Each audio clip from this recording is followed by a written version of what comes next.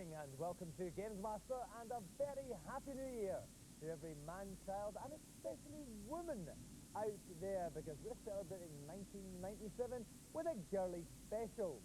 Yes, everything in today's show has a distinctly female flavour because, let's face it, if the Girly Show can get a second series, there's hope for all us sisters.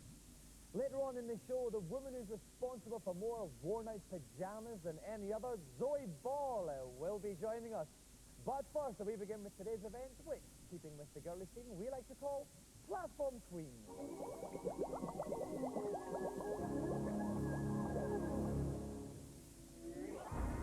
I like to keep a close eye on my female game players, so I was particularly interested when I heard about a young lady who goes by the name of Platform Queen, who has particular aptitude for platform games. So my event today is designed to put her to her paces. First, she must select 30 bananas on Donkey Kong Country 3. Next, 30 DNA triangles on the rather creepy side. And then on to Crash Bandicoot to gather 20 apples. She's not been allowed to see any of the levels we're playing on, and we have only 4 minutes to beat more. Of course, if she dies at any time, then her challenge will be over. It's a difficult one, so come on, Platform Queen. All the sisters are rooting for you. Okay, so like we said at the top of the show, this is the Girly Show, all us girls coming together. Please welcome the first one, Sarah Wade. Welcome to the show, Sarah. Now, Sarah, you are a bit of a platform game fan. Tell us about some of your platforming feats that you've done. Well, I've completed every single one of the Mario Brothers, both of the Donkey Kong, and I just love playing them all, Rayman, everything. What about your mum and dad? Do they share your passion? Yeah, everyone in our family loves it. Did your mum and dad end up in hospital or something because of that? Yeah, they were playing too much and they had carpal tunnel syndrome in the wrist because they were playing too much. Is that syndrome I've had for different reasons? And finally, you said you'd like to see more women on GamesMaster. Why is that? Definitely. Because there's so many males on the show. There's a male presenter and everything else. We hope, we think. But what would you do? What would you like to see them doing then on the show? I'd like to see them sharing your job, presenting as well. Presenting with me basically up here getting close to a woman. Yep. There's certainly a first time for everything. Okay then, Sarah and I are going to check that my hemline is adjusted accordingly. While we do that and get her ready for the event, we'll go to today's news.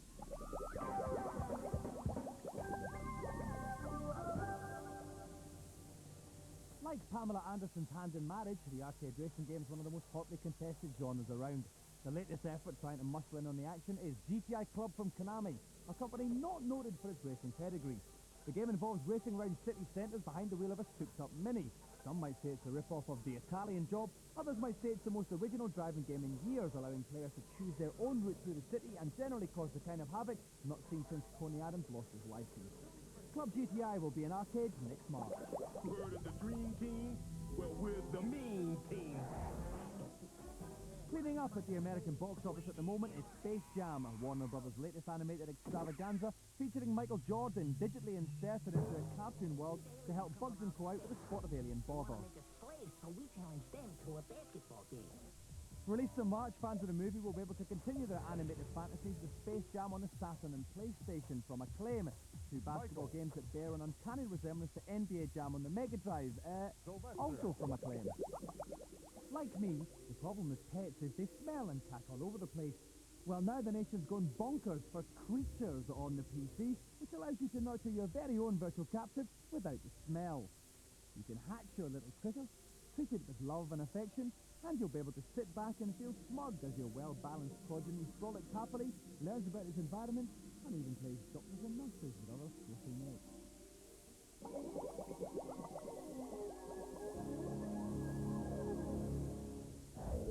Okay, welcome back. This is the Girly Show on GamesMaster, something I've pioneered to have for a long, long time. That's why we're dressed a little bit differently. We've got Sarah Wade on the show, who's going to attempt to get through 3 platform games within the allotted time. Being hinged to my bracket is Chuck Ewing from Vizette. Chuck, there's something that's different about you today. What is it? How nice of you to notice, Dominica. I am indeed not wearing my Wonder Bra. That's what it is. Now, Kirk, the first game is Donkey Kong 3. What tips can you give Sarah on that?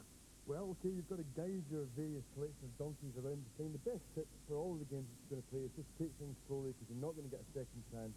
That's it. Okay, then make sure you don't miss any of the objects you have to pick up. You never want to miss the objects you have to pick up. Okay, thank you very much, Kirk. Right, so there are 3 games that Sarah has to play within 4 minutes. The first one is Donkey Kong 3. She's got to collect 30 bananas. We reckon she wants to do it within about 1 minute to leave herself lots of time for the other 2. Best of luck, Sarah. Your time begins now. Okay, so off Sarah goes. In the top left-hand corner of the screen is the banana counter. She's got 6 already. We're looking for 30. There's another clutch of bananas here. Takes her up to 12. A good start, Kirk. Only 10 seconds gone. Very good start. That's how I got both the monkeys in soup now. That's Kitty, the big one you can see there in the front. And the one behind that's Little Digsy with the ponytail. Which is also the names of Polly H next to children. Okay, this is a very tricky leap here. She hasn't quite made it. That's a tough one, but she did get some more bananas there, though, Kirk. It's going to take her some time to get back up. That's right. She's still got to work herself back up using these barrels, jumping on one and the up. Off she goes, back into the cannon. Voila. Okay, that's up there. Now we're back to this tricky jump again, because you can't hang about it when she's on these barrels, because they're going down all the time. Absolutely. If she makes this jump, you would say it's a classic gaming feat. It's a fantastically classic gaming feat there. Okay, 47 seconds gone. We're looking for some more bananas, though, Cut. Where would we like to find some? She's got to work her way up quite a bit higher, actually, along this platform, and then up in the top right. Further on, she'll find another, at least a few more bananas. Okay, well, unfortunately, she's lost... Oh, no, I thought she's lost the big monkey, Cut. We're just down the wee one now. Here we go. That's 26 bananas now. 27. There was one more there, Cut. 1 minute, 9 seconds gone. We said she wanted to do it in about a minute, so she's behind schedule already, Cut. She is behind schedule, but she just done these last few barrels, another couple up here. There we go. That's it. Okay, fine. That is the first part of the challenge done in 1 minute, 18 seconds. We now go on to Spider, and the challenge there is to collect 30 little DNA globules. Again, we've been looking for her to do it in a minute normally, but she's already 8 seconds behind, so a little bit quicker would be nice. What tips have you got for her on this cut? Once again, take it steady, pick up as many of the hardware features as you can find early on, and really blast any other insect that dares stand in your way. Stands between you and your DNA? Yes, absolutely. Okay, thank you, Kirk. Right, 1 minute, 18 seconds gone. Best of luck, Sarah. Start the second part of your challenge. So, of course, Sarah, you can see a little spider motif at the bottom of the screen, and that indicates the weapon that Sarah's currently selected at the moment. It's a flame axe, as aptly illustrated. Above that is a DNA counter, the amount of triangles she's picked up. She's got 11, we won 30. It's a good start, Kirk. An excellent start. We're seeing some proper arachnid action. Now we're down in the sewer where the dark, grimy things live. There's a little wasp here. The best thing you can do actually is move over and pick up these rockets, and then you can get back and actually take out this wasp with a heat-seeking missile. Okay, the missiles will automatically go for the wasp if there's a target around them, although technically if you just ignore a wasp, they will go away. 15 DNA triangles selected so far, 1 minute 55 gone. If she's really quick, she can make up some time here, Kirk. She certainly could. There's some more over to the right here. That's a big long drop off. Whoa! Whoa, a little bit of some energy taken off of there. Hopefully that won't prove fatal. She's restoring some of her energy there by picking up those little kind of yellow flashing life battery looking things. 24 bits of triangle DNA, Kirk. I can see some up there. How's she going to get there? Just has to get up and jump. There she goes. That's another 3 there. And once again, notice the spider sticks onto the side of the platform. Like a spider does, in fact. There's 3. We want those 3, and that's it. 2 minutes 24 done. Now how's she going to get these? Oh! A spider spring! That's it! That's spider DNA! Okay, stop the clock there. Let's move on to the third part of the challenge. 1.5 minutes left to do it, and it is Crash Bandicoot. Crash Bandicoot. Now, Kirk, what tips have you got on Crash Bandicoot? Navigate your little furry fox friends through, and once again, take it nice and slow because you can't afford to fall off any of the edges at all. And looking for the apples, you've got to get 20 apples out of this one. Okay, 1 minute 31 seconds to get 20 apples and complete the challenge. Best of luck, Sarah. Your time begins now. Okay, of course, Crash Bandicoot, that is quite literally an apple that he's picked up there. Gives him 1 apple, that's another one. That makes 2.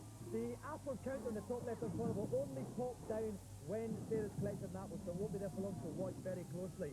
2 minutes, 44 seconds gone. This is a very tricky platform bit here. Very tricky indeed. One of the things you might notice there is Crash Bandicoot is using that spinning thing to get rid of the enemies. You've got to make sure that you don't do that next to an apple.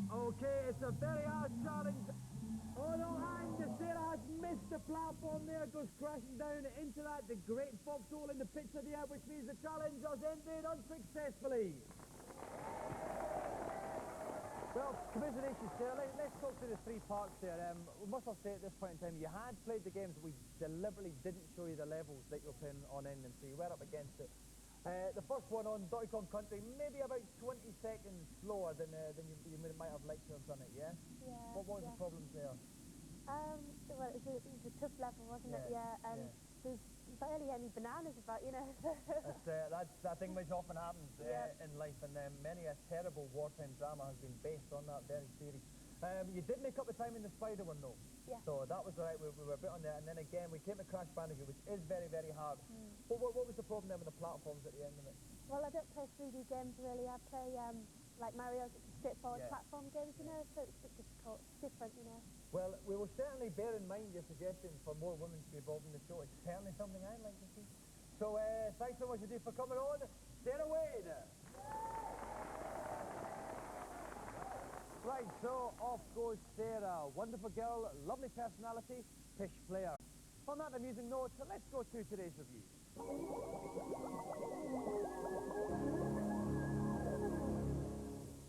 In keeping with our tokenistic theme, we thought we'd let some girls review the games this week.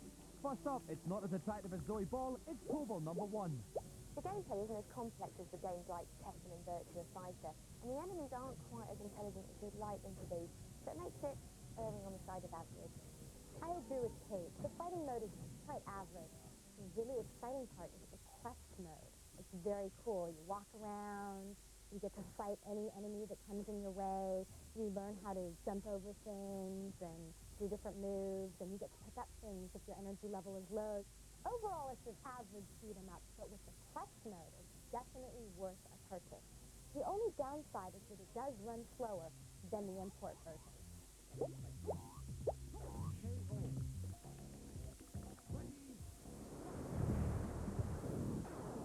Next up, it's not as attractive as Zoe Ball, it's William's greatest hits. William's Greatest Hits gives you Defender 1 and 2, which are the original classic side-scrolling shoot-em-ups, where you have to shoot the aliens, stop them from capturing and taking away your humans, which isn't really worth mentioning because it's a bit boring. Robotron is a highly enjoyable multi-scrolling shoot-em-up where you've got to shoot all the robots and not shoot people. Sinister is a multi-scrolling shoot-em-up game very similar to Asteroid, and it was one of the first arcade games to feature true feet. I find Joust quite enjoyable too. My favorite part is the two-player mode where you can both fight on screen at the same time. Classics they may all well be, but for me the only ones really worth playing are Robotron and Joust, which really made this a good purchase.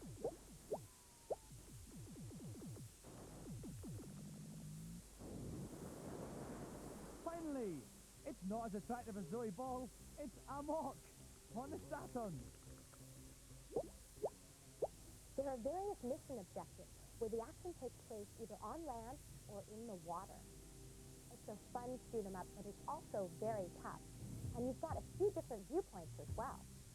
In addition, there's a two-player split screen mode where you can work cooperatively against a common enemy or against each other in a head-to-head, and this is just great fun. Overall, Amok is a very tough blaster with a really enjoyable two-player mode. If you've got the guts, then I'd recommend it. And you can find out more about these games by visiting the GamesMaster internet site. You can find out more about these girls by visiting my flat. Right, that's part one over. We're going to go to a commercial break now. All of the products advertised here can be used by a girl like me with a little bit of imagination. Coming up in part two, Zoe Ball will be with us. All of that and more coming up in less time than it takes to lather a stocking.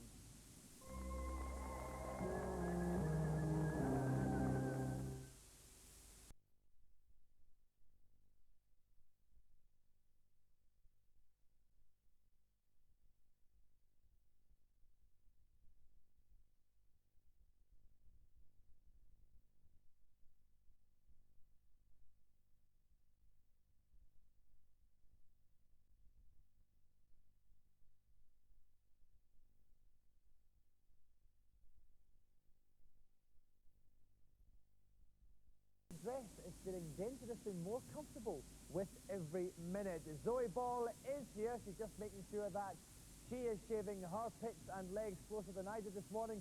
Let's find out what she'll be playing. The Isle of Man 2D is one of the most dangerous sporting events in the world, and not a place you'd expect to find too many women. So it's with particular relish that I've ordered my next contestant to put on her leathers and get out there and burn rubber. Her challenge will be to finish in the top 5 after 2 laps on the tire-sweeping Manx TT. She'll be starting in 8th position, so to complete the challenge, you'll need to come from behind. Marvellous. So, PDC panted up for this challenge. Please welcome the best reason for an early rise on Saturdays, Zoe Ball.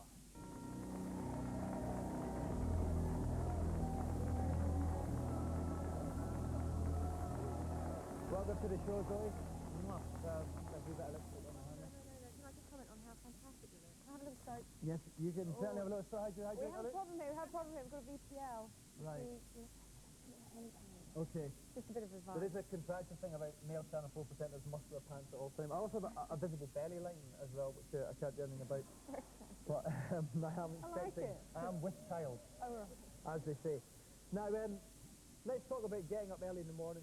Because I would find that very difficult. Do you ever have any mishaps about having to get up that time? Yeah, it is pretty horrible when you, because I'm renowned for being late anyway all the time. I'm always late, and a couple of times I overslept. And so you get this phone call, where are you? And you have that horrible drive to work where you just feel like you're probably going to be stopped and then against the wall. And you walk in and it's like being, at school and you're walking like that. Horrible. I actually missed a show once. Totally? Completely, yeah. Did you get any trouble? I did actually. Get hit? Did they beat you with a stick? I wish. No, we didn't. So do you need any help with getting up early in the morning? Thank you, no. Because I know a very okay. large, fat, bald, bearded Scottish alarm clock.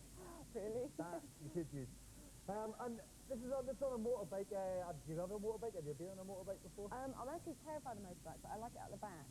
On a motorbike. That's enough said. Okay then, Zoe, if you'd like to go and get your leg over this fine machine, I'm going to go up and talk to another bloke in a skirt. And help me out, this computer games heavyweight, Rick Henderson. Rick, this is the 77th time I've seen you in a dress. Where did you get this particular one? Well, I actually stole it from a small child, and he wasn't too happy about it either. And what about this game then? What's the best advice that you give Zoe? Well, the best advice is to keep your fingers very firmly tightened around the throttle. And when you actually get round a corner, release them slightly, go around the corner a bit wide, and also a checkpoint. Gives you 15 seconds extra to complete the challenge. Okay, can you just say throttle again, Russell? Throttle. That's good. I didn't think you said it quite enough the first time. Okay, Zoe has to finish in 5th place. The longer she can actually carry on the game, then the better. It's quite tough for her because she was quite abysmal in practice. So best of luck, Zoe. Start your engine. Okay, so we've clad Zoe in red leather for the purpose of this race. You can see her position in the top left-hand corner of the screen. The top right-hand corner is a map of the track. The little flashing red triangle is where Zoe is on the track. She's up to 4th place already. A good start, Rick. That's a good start, but these are early doors. These are easy corners. She's going to have a lot of trouble later on. I bend to do this much. Okay, then, so she rubbed that corner a little bit, and that's taken her down to 6th place. So we've got a straight here. She can maybe overtake this guy. So here comes the checkpoint. Here comes the checkpoint. She's got 15 extra seconds there. Okay, just going into quite a gentle banking left-hander there. Still in 5th, there's a clutch. A lovely bunch she's got right up in front of her there, Rick. This is a wide corner. Oh, She's no, playing it very well. It slipped inside her. A couple of men slipped inside Zoe there, but she's managed to knock one of them off. She's up to 6th again now, but she's got in her sights, Rick. We're running out of time. She's going to have to get a grip of that throttle control and get a side wrap round completely. I would like to see her holding it a little bit tighter myself, Rick. Okay, she's going to her right-hander. She's back into 7th place with 25 seconds. Still enough time to get into 5th, which is what the challenge is, Rick. She's in a good position now to take the That's next it, she's up in checkpoint. the fourth, but no! She's into the wall, Rick. This is wall tennis. It's Stoneville, USA. 13 seconds left. She's in 7th, and she can just take him on this bench. She can still get up to 5th.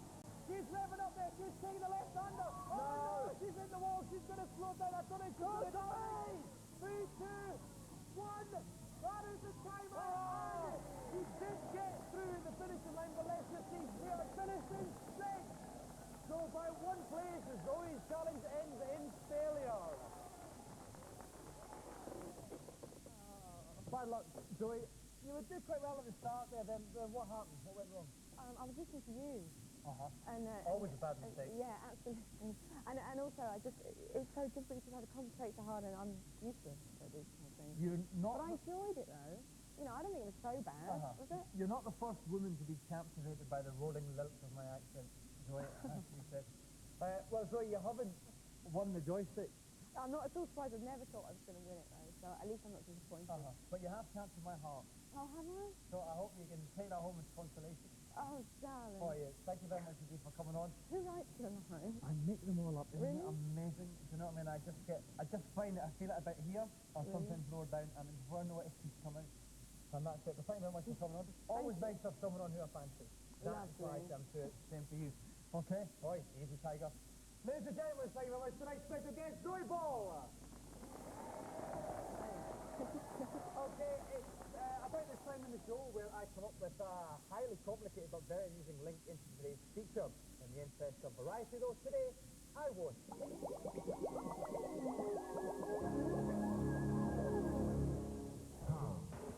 A few weeks back, Nintendo held their annual Shoshinkai exhibition to reveal the latest progress on games in development for their N64 Super Console. Over 20 games at various stages of completion were there, including the finished version of the game everyone was waiting for, Mario Kart 64.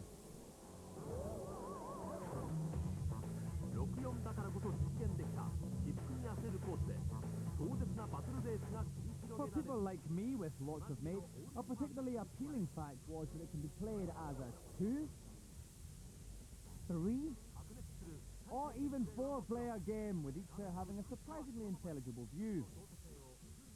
Another game that shaped up nicely is Star Fox 64, which provides the same mixture of frantic shoot-'em-up action and hazardous obstacle course type shenanigans that made the Super NES version such a hit. New features include a 4-player option where players go head-to-head, a rather nifty Land Cruiser modelled on an old pair of my pants, and superb dogfighting gameplay. On top of all this, Star Fox 64 features the most spectacular selection of bosses since the last G7 summit. Many games were being seen for the first time, like this decidedly cutesy, icky platform game featuring Mario's pet dinosaur, Yoshi. More platform action was to be had with the bizarrely titled Go-Go Troublemakers, while looking like a cross between Doom and Virtua Cop was the James Bond licensed GoldenEye. Die, ugly bad man. Any console worth its salt, though, needs a good football game, and the first contender hoping to steal an early lead is Superstar Soccer from Konami. Essentially a 3D version of their Super Nintendo footy sim, this was probably the most exciting of the new games premiered at the show. The Japanese, who are currently going football bonkers after winning the right to stage the next World Cup, seemed well impressed with its superbly smooth animation, fluid gameplay and wide range of moves, qualities in stark contrast to their national team, it has to be said. So, along with a handful of games already out, it looks like the N64 is building a strong lineup, something that it certainly needs when it's released over here for 250 notes on March the 1st. If I was Mr. PlayStation or Mr. Saturn, my pants would be getting filled. Okay, that's it for the show. Thank you for watching. We're off shopping. Task today, which is to find the ultimate in football games. So let's start by having a look at one of the most famous games and a real hot contender Champ manages to with a very safe